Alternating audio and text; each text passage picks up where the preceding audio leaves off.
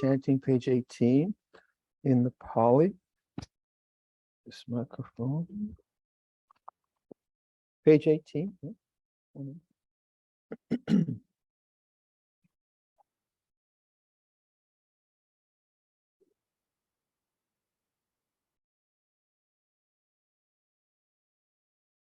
Now 3 times.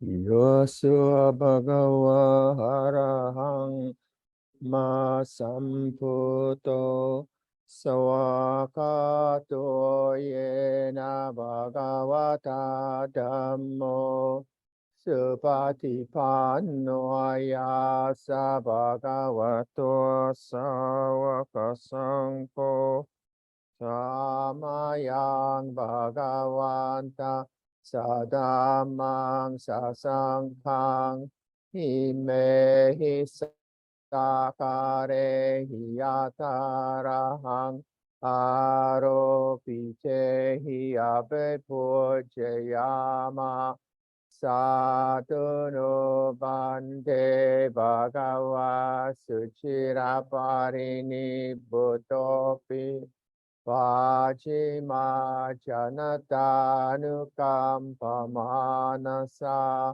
ime sakare dokatapanaka rabute patikanhato amakang digaratang hitaya sukaya Arahang Samma Sambuddho Bhagava Bhutang Bhagavantang Abhivademi Svakatua Bhagavata Dhammo Dhammang Namasami Supatipanno bhagavato sāvaka saṅkho saṅghang namami Annamaya buddhassa bhagavato pupapākanamakarang karomase Namo tassa bhagavato Arahato samma sambuddhassa Namo tassa bhagavato Arahato samma sambuddhassa Namo tassa bhagavato Arahato samma sambuddhassa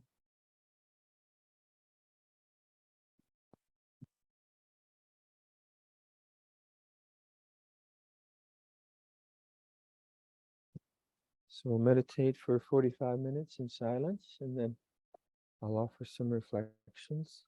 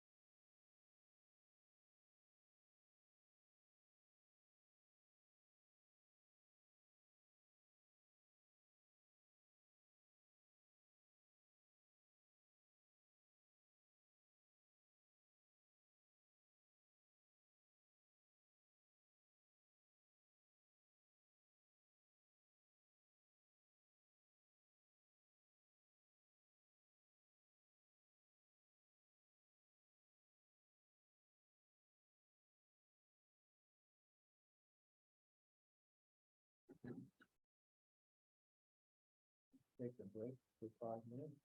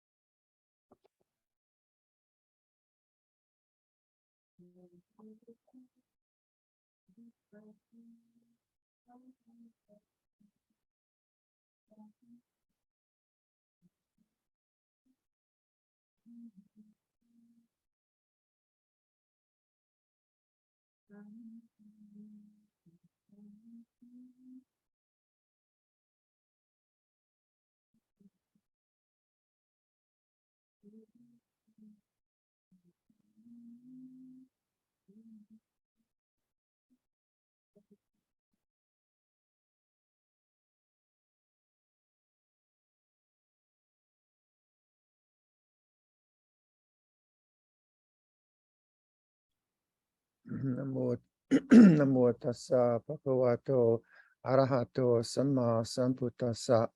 Namo tassa bhagavato arahato samma sambuddhassa. Namo tassa bhagavata buddhang dhammang sanghang namasami.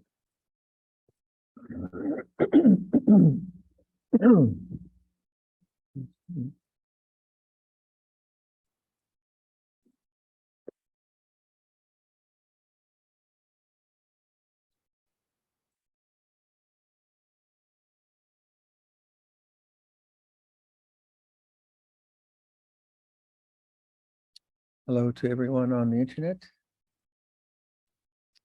Hope you're well.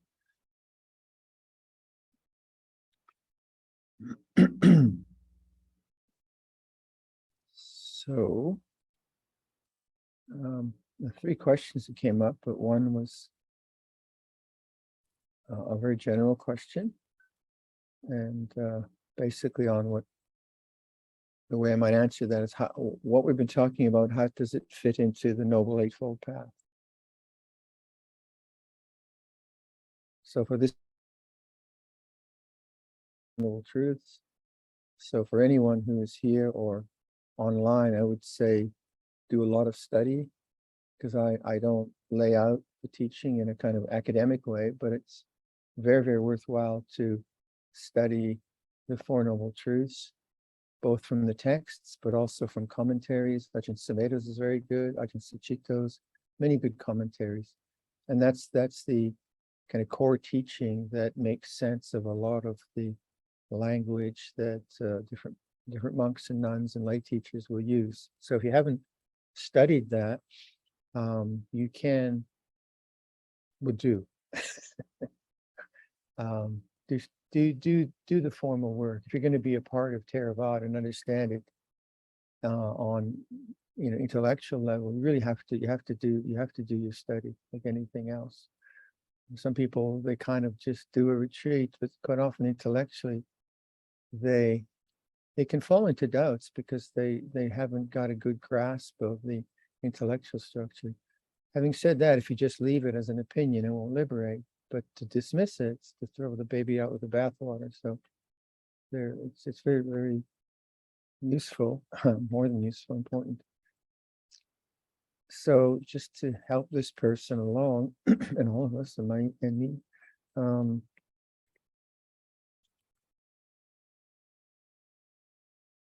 reported it throughout his life. The Buddha says, I teach two things, Dukkha and the end of Dukkha. And the word Dukkha is translated very often as suffering, but it has a deeper import, deeper meaning than just suffering as we use it in English. Because it wasn't just a mundane comfort. It wasn't just a psychological normality or something like that. It was very profound, very, very profound. And so that profundity,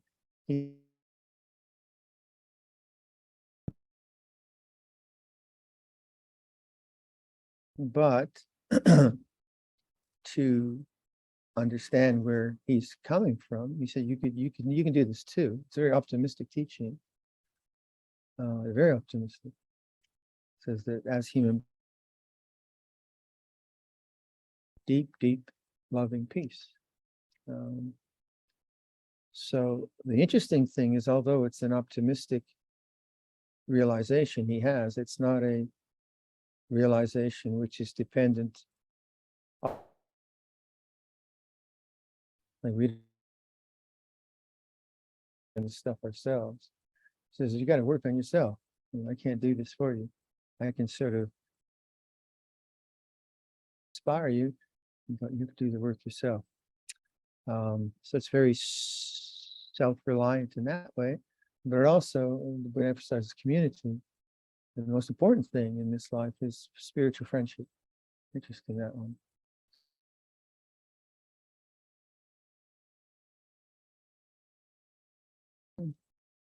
He seems to lay out the teaching is, first of all, he says there is discontent.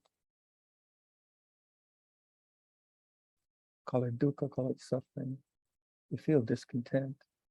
And he calls this a noble, it becomes a ennobling truth when we're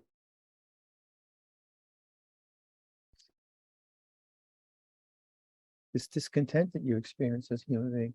You have to understand it. You can't blame it or distract it. You have to understand it. You have to, as Luang would say, you have to stand under it.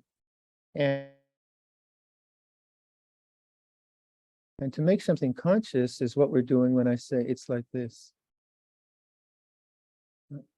Because I'm not saying it should be anything. I'm not judging myself. I'm not blaming myself. I'm just saying, yeah. And that is ennobling, because that opens the mind in an objective way to this experience of discontent. If I don't do that, I tend just to be discontent. And then I run with the discontent until I feel content. I feel discontent flowing around. And we do that anyway. As human beings, we're always going to look for contentment. But the capacity is what makes Buddhism a possibility. If you just believe in the First Noble Truth, I mean, what's that going to do for you? So, for example, if I'm sitting here and the is that the heater that goes on and off here? That sound? Yeah, that's it. So let's say I'm into silence, but I'm into silence, which is the room. I think that's what the silence is. So meditating, and then the heater turns on. I guess Barb, you're the closest to it. You get it. And so then there's discontent. And then what does the practitioner do? So discontent goes this way. The non-practitioner says, bloody hell, I'm never coming here again, or I think I'll move to that corner. And has everyone done that on a retreat? That is the deadliest thing to do. Move from one corner to the other corner. And you're finished for the retreat. It'll be better over there. And so the awakened mind knows, this is the first noble truth. Discontent feels this way. And that's what one of the ways of using this, it's like this, is bringing you to the awakening, making conscious the feeling of discontent without judgment around it, or even the need to analyze it or say anything about it. Because that's quite often we jump to conclusions. I need to fix this. I need to do something about it. But we don't give it a chance to manifest and be known in consciousness. So this suffering needs to be understood. And that has been understood. And by understanding it, I have, I made it conscious. I know it's there now. It feels like this. And that, when you allow the mind to observe in that way, that automatically leads to a curiosity about the causality of this. What's the cause? Well, it's obviously it's this heater. That's the cause of my suffering. Well, maybe.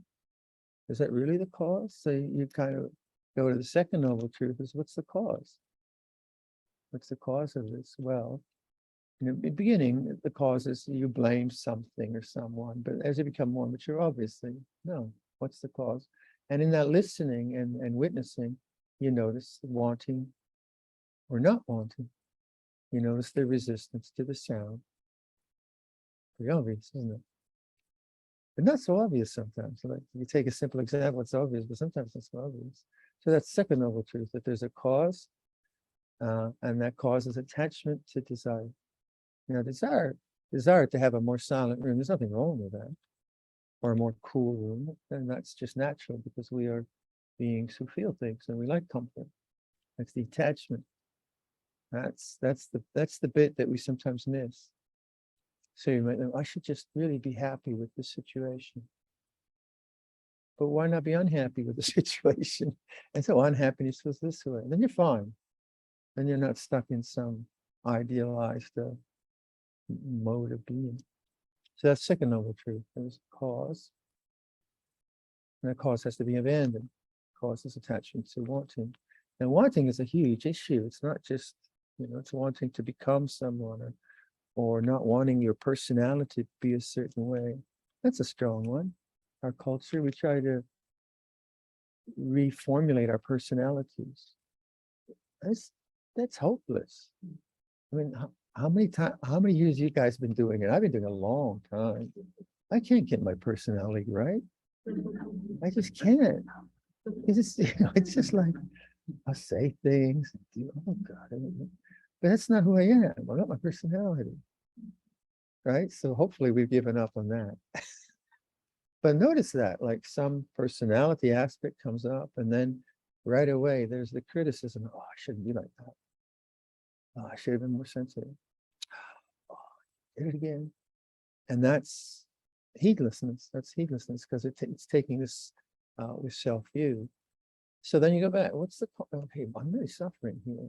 Why are you suffering? Yeah, because I wasn't nice to that person. Because I didn't say no. That was yesterday. But right now, why are you suffering? What's the cause? What's the cause? Oh, I don't want life to be this way. I don't want that memory. Whatever it is.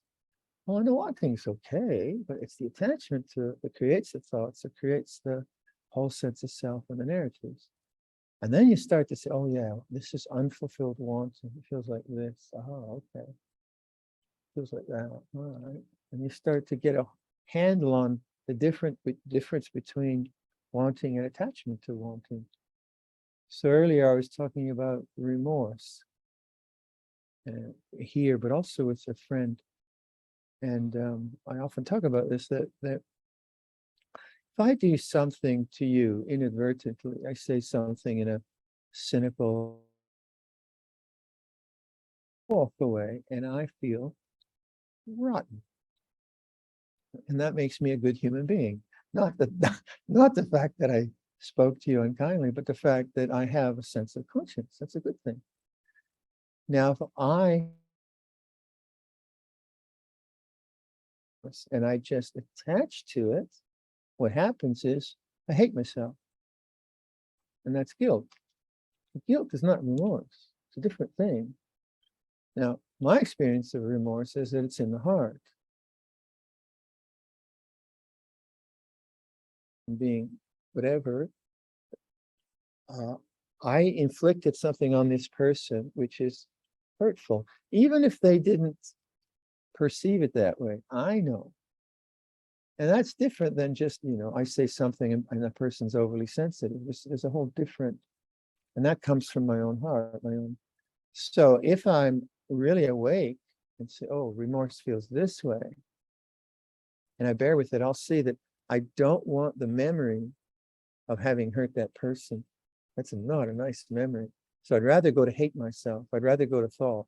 I'd rather get away from the pain of the heart. But if I say, oh, the pain of the heart is this way, I don't want it. Yeah, but it's this way.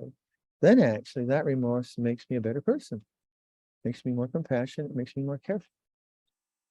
And then I tend not to do it next time. Or if I do it, I say, oh, be careful, be careful, be careful, something like that.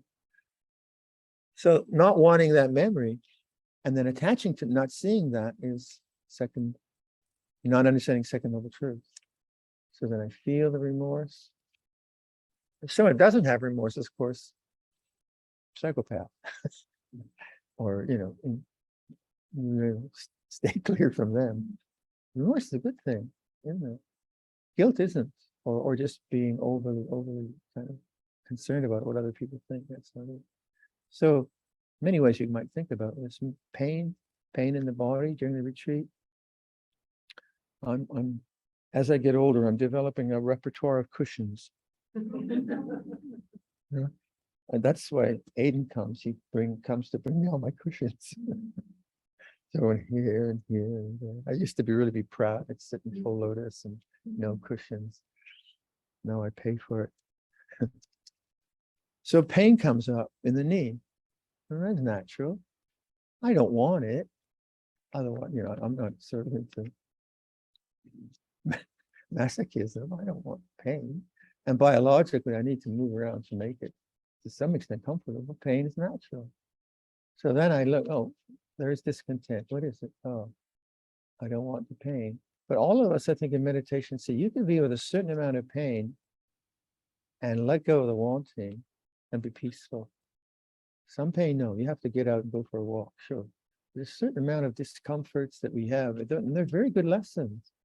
Very good lessons on, the pain can be an object that you can be with in a peaceful way.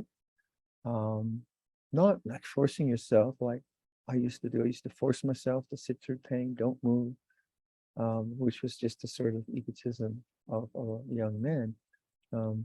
But just the ordinaries of pain, and pain is this way, just like this. And then you look at the wanting, not wanting. So then you have the two arrows teaching. The first arrow is the pain of the pain of the physical body. The second arrow is the pain of the mind. That I don't have to do. So I start to feel pain in my knee. And then I say, no, do I want to move now? No, it's all right. Well, pain is this way. And then the desire comes up, and let go of the desire. And so there's peaceful coexistence with pain. And where this language around the background and foreground, if you can get a sense of the silent background, and who has chronic pain. So the people I know one person who has pretty bad Lyme's disease and is very diligent with this sense of silence and space within the symptoms of Lyme disease. They're horrible. And yet, he reports to me that, yeah, it's a good night. But if you look from the outside, it was a horrible night. Physical suffering. But because he's using it, and he's using this model of foreground and background,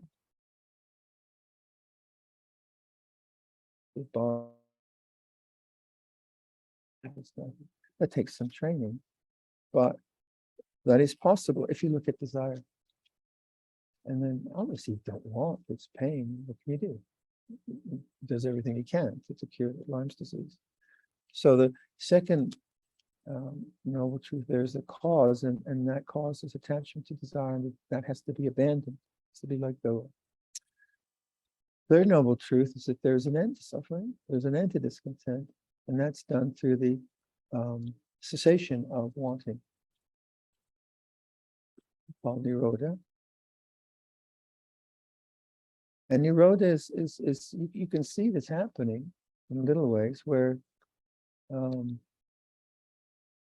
it's just like maybe the engine here, the heating motor that goes on, maybe like if that's a real, and you conscious and you watch the wanting, you see the wanting cease and the noise will still be there. That's a really interesting insight. More profound. You'll see emotions come up in your mind, emotions which you really don't want to be with or be there, and you're able to witness the emotion as emotion. How do you do that? You go away from the storyline, as we know. If you go away from the storyline, the emotion's still there. So the emotion of if we go back to remorse, and I don't jump into the storyline of guilt, and I stay with the remorse, I can see the wanting. I want this, I don't want this. But the wanting will eventually cease, and that's Nirodha. That's a very, very helpful insight around pain, around negative emotions and things in the emotional world without letting them run their course. And then we're always trying to organize it. I mean, there's a place for that. You know, if you get really lost in something, yeah, there's a place for that. There's also a place for just bearing witness. Jealous and fix it, but not to act on it either. Not to run with the story. Just feel jealousy. What's it like? Well, it's very unpleasant. It's very unpleasant. Just feel it's like there is. Where's the wanting? I don't want this emotion. So get away from the storyline. Look at stream of consciousness. Just it's this way. There it is. Oh, there it is again. No, not that. It's this way. And then you'll see that the desire to get rid of it will cease. And that's very liberating.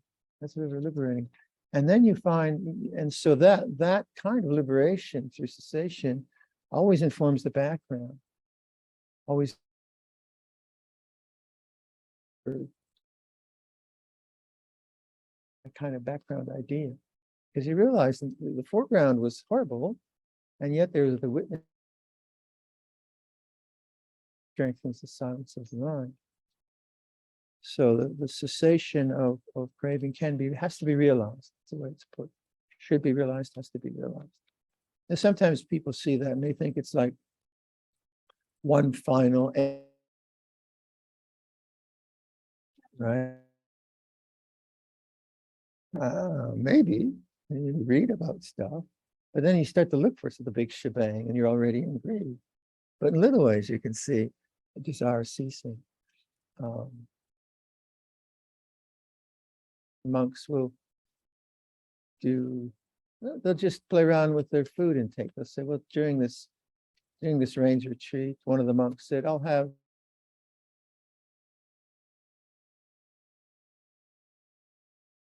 we go in the food line. There's the dessert. Desire feels this way. And there's the salt. It's no big deal. You're not going to get a Nobel Prize. And not saying, oh, dessert is bad, sugar is bad. Not that. Just, oh, this is the feeling of not having. And then you have it. It's the feeling of having. In little ways like that. Yeah, and that's what the person's question was about. And so the Buddha prescribed a path with all the kind of factors in it, and it's done in a list. It's meshed together.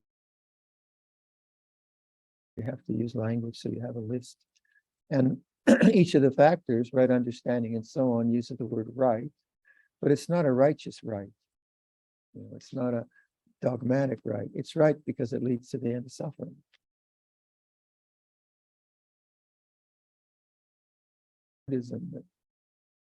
Like there's no God. We don't believe in God. We believe in anatta. What the hell does that mean? What are you talking about? No, we don't believe in God. That's not right view. Being bigoted, that's being horrible, right? because I often talk about, I had an experience of someone who, hard card carrying Buddhist, speaks to a card carrying the love of God. And the card carrying Buddhist says, we don't believe in God. We believe in anatta. I wanted to murder her. He's so insensitive. So that's not right view. That's not right view. That's bigoted view. That's wrong. The first, sometimes it's translated as a right view. Right view is tricky because it can lead to that sense of righteous view, or I'm right, you're wrong. Say like questions of medically assisted death. Is that right or wrong in Buddhism? Well, it depends. Depends on attention. Depends what the mind did. It's causality. So right understanding is about causality. So I say to someone, no, Buddhists, we can't do that. Well, I don't know. What happens when you do that? I don't know. What's your intention? Why are you doing it? That's the questioning that should take place. Why are you doing it? I'm not going to be the guy in that kind of papal encyclicals telling people how to live their lives. It looks at causality. So right understanding is really about causality. And we often talk about what are the causes and conditions for peace, and what are the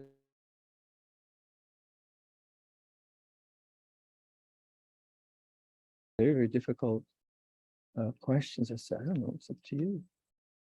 But just make sure you know your mind, you know your intentions, where you're coming from. But I'm not going to make that choice for you. Situations where I've seen that happen, and I was cool with it. Everyone seemed to be cool with it, but I don't have access to that. But I wasn't going to raise my hand and say, because I don't know. I don't really know. So I was there just to support. Okay, what you want to do? I can support that. No. Why I'm rattling on into that segue is just the tendency to take positions. Right view is a position. It's not a position. It's an understanding for right. And right understanding is very much about causality. And so I can see that if I cheat, let's say if I were to pay taxes, actually I get a pension now. Oh. Do I pay taxes? No, I'm in serious. I don't. No. Anyway, let's say if I were a rich man, and I were to pay taxes, and then I decide, well, yeah, I think I can get away with this, and I were to cheat, then what would the result be? I'd have a bit more money and I'd have fear, right? I'd have some amount of fear. And then if I did it again and again, I have more and more fear. So there's the causality of morality is that you are free from remorse. Oh, so it's causally related. Or as a monk, I sleep until breakfast, right? And I just become what we call a rice. And I go back to sleep. Well, good luck. How am I going to feel then? Or I wake up early in the morning, do a really long practice, do some yoga, and then go for breakfast. My breakfast is going to be much more happy. And so causality. And you can see the Three Noble Truths is about causality. So once I understand the cause of suffering and the end of suffering, then I begin to think in those ways. And that's right thought. There is thought. It's not no thought. There is right thinking. And then, but this thinking is not just abstract philosophy, Buddhist philosophy. It's actually grounded in right understanding. And that naturally leads to right speech, right action, and right livelihood, the kind of social convention that I live by and how I try to live my socially responsible life. So if I see that by lying, stealing, whatever, or just being, heedless with my speech, the results are not good, I get more careful with my speech. If I see that I binge on Netflix and that's not very good too, or or whatever, I just start to make choices as much as I can. And these are simplistic ways of talking about it. But you can see how there is thought which is motivated by God, no motive by truth is going to be right thinking. And then thought which is nurtured by heedless habit, resentments and self-hatreds and fantasies and all of that, that's going to be wrong thinking. Not necessarily. There's a big emphasis on right thought. So then the last three, right effort, right mindfulness, and right focus, I like to use. I like the word concentration these days. Right focus. This is really what I've been talking about.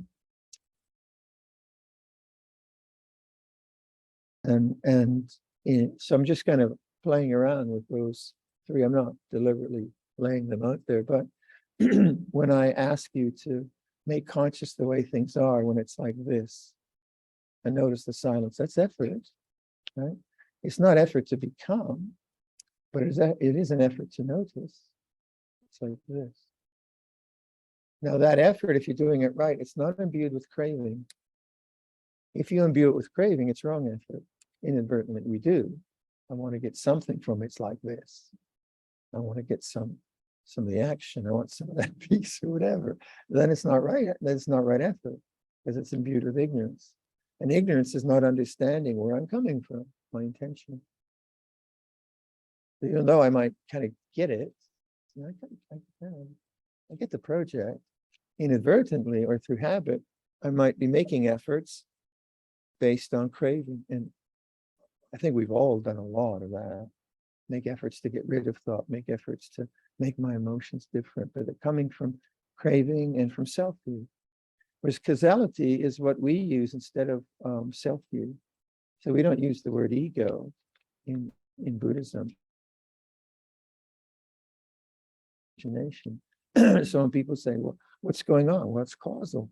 I have the memory comes up of having hurt to someone. That triggers remorse, that triggers self-hatred, things like that. So in that causal chain of events, stream of consciousness, what do I need to do to create peace? And what do I need to do to let go of causal suffering? So there's effort in that, but it has to be based, ideally, on non-resistance, non-becoming, non-craving. Yeah? And that's where we have to be very attentive to our intentions and how we make effort. And that's why I use this kind of funny language that I use, because I know I've been through so much of trying to attain and trying to suppress thought, and I've been through so much of that I've developed a kind of language for myself that's much softer and much less, and trying to address the issues of craving, like the resistance to life or the becoming.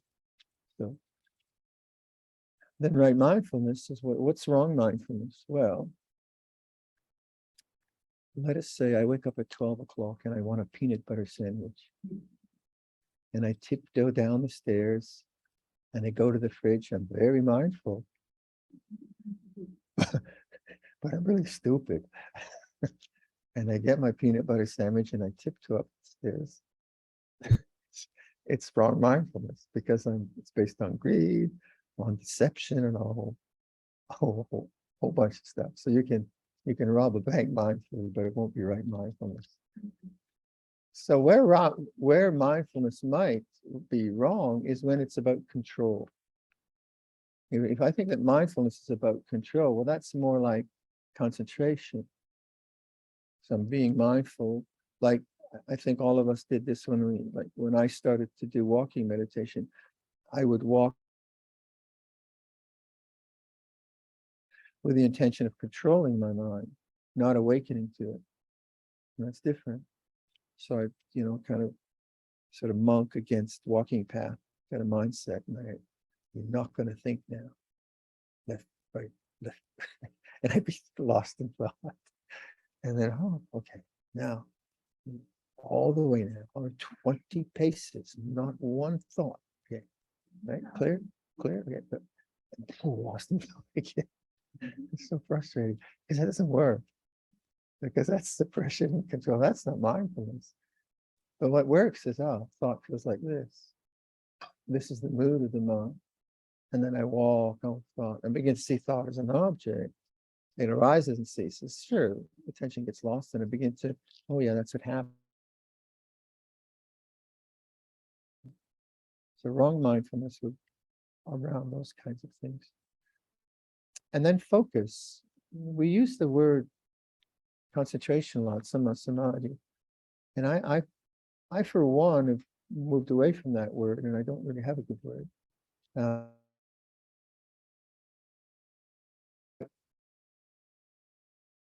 Yeah, I asked Luang Smina, I said, so, it's really great being with your teacher and then getting the latest from him. So I said,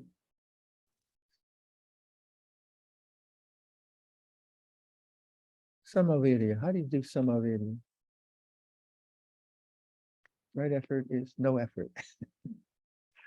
And then I said, okay, how about Samadhi? Right concentration, how do you do that? Say, no effort. Now he can say that. He can say that. I can understand it. I know it's wrong, but I'm not easy to do. So I think what we find in the translation is right concentration. Now for me, concentration is about the object. So when I'm at this the table saw and cutting a large board, I have to be very careful because they're dangerous. It might kick back at me. My thumb might slip into them, which it did once. So it's dangerous. So I'm really concentrated. Hopefully,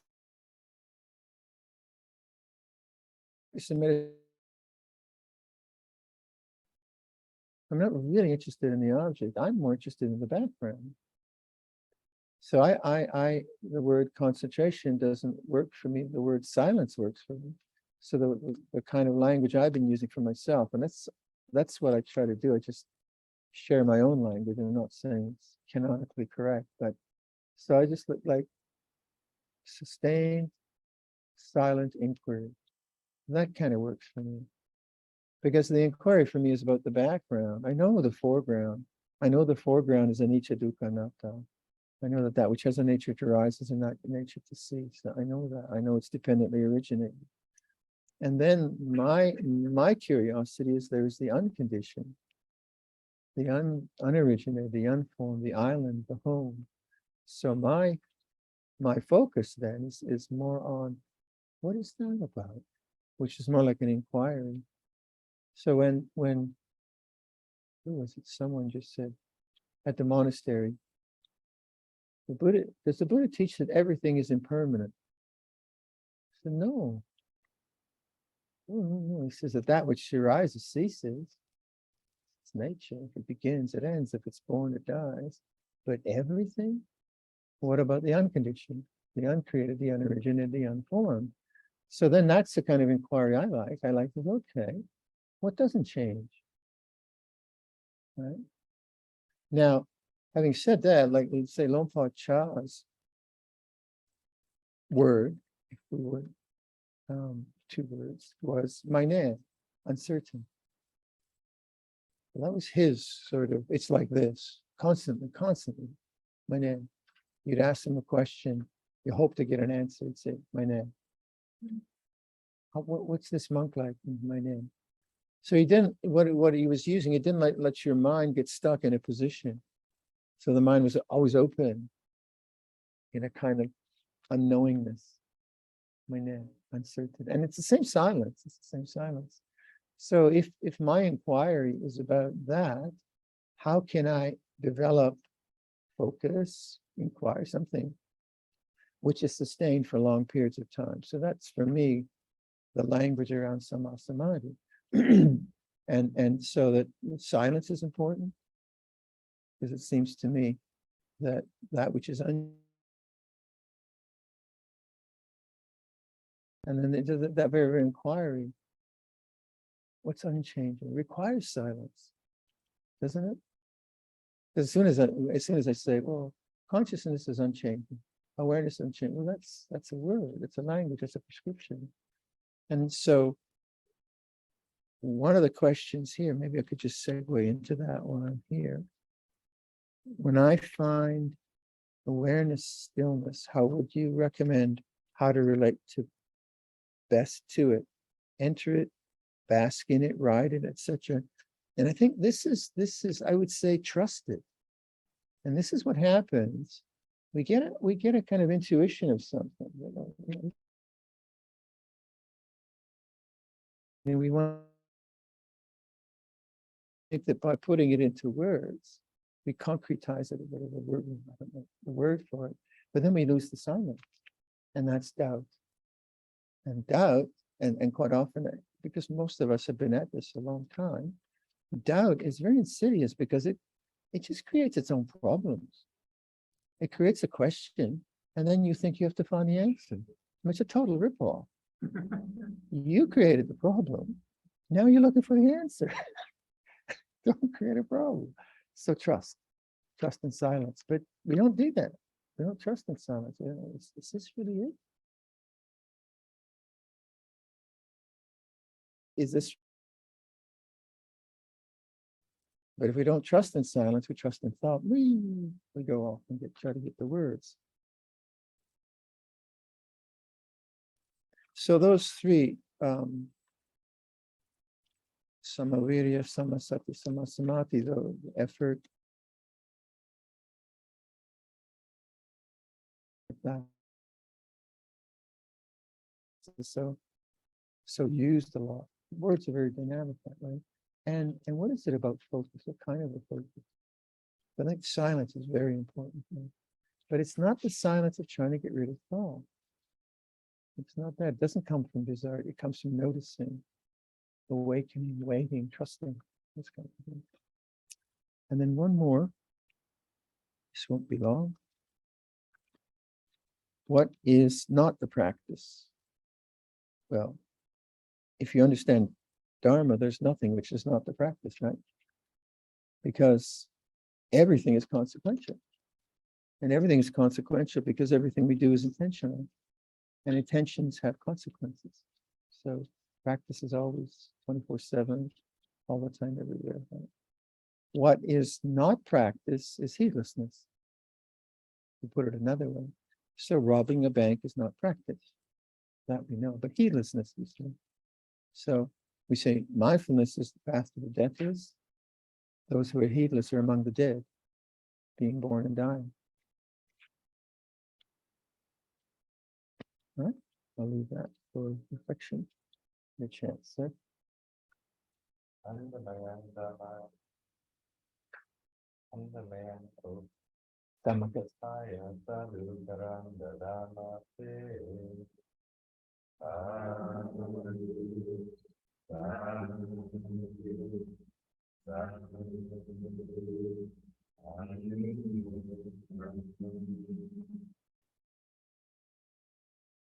Aiden's got this beautiful deep voice.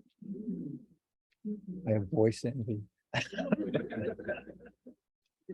I've got this croaky thing now that barely gets that, but actually two of the other monks have really good voices and very deep, really, really deep. My dad was he sang in men's choirs, so we also had choral music around all over the. In fact, my dad used to play the classical music so loud that we made him get earphones. It's usually the other way around.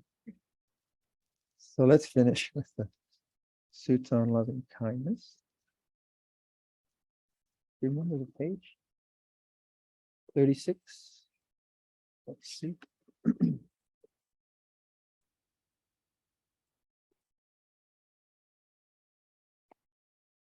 Jane, did you get any complaints about the sound at all from you? Still coming out. Oh, so it's the Wi-Fi. Well, it's for my computer. Does anyone else have a computer here? Who would bring it to Stephen? I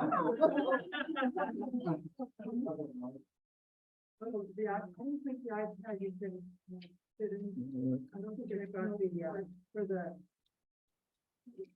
So I can tell everyone, hey, everyone, we're working on it.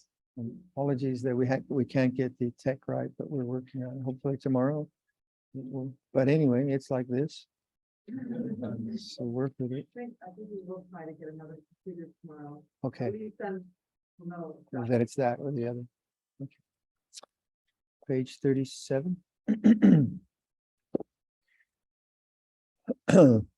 This is what should be done by one who is skilled in goodness and who knows the path of peace. Let them be able and upright, straightforward and gentle in speech, humble and not conceited, contented and easily satisfied, and frugal in their ways, and calm and wise and skillful, not proud and demanding. Let them not do the slightest thing that the wise would later reprove, wishing in gladness and in safety.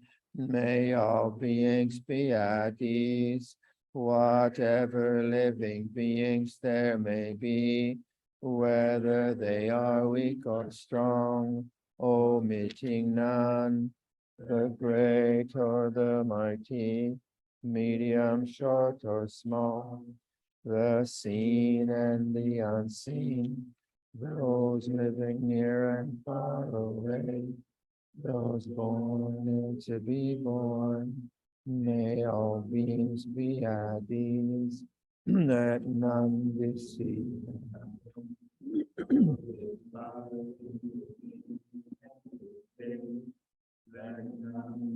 Anger or ill will, shine upon another, even as another protects.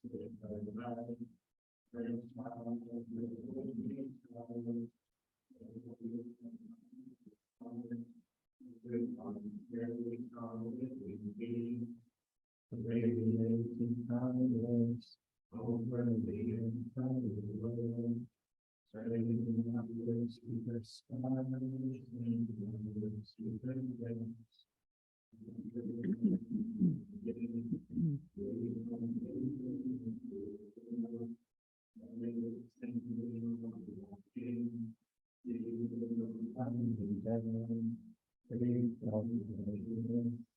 One should sustain this recollection, abiding by not holding to fixed views, the pure-hearted one, having clarity of vision, being free from all sense desires, he is not born again into this world. And the closing homage on page 28. Polly?